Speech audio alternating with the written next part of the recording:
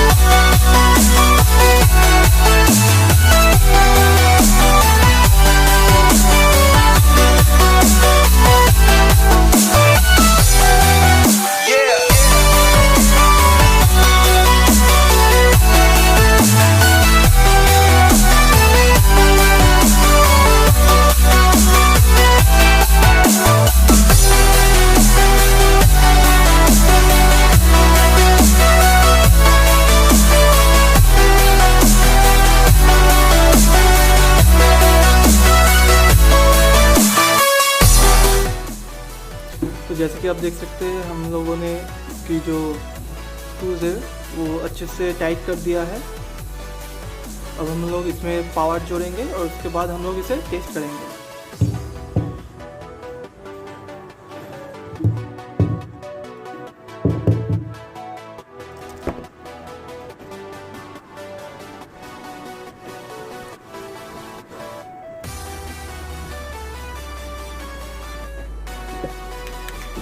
तो जैसे कि फ्रेंड्स आप देख सकते हैं हम लोगों ने इसके ऊपर इसके जो कनेक्शंस थे वो कर लिया है। अभी ये पूरा कंप्लीट हो गया है।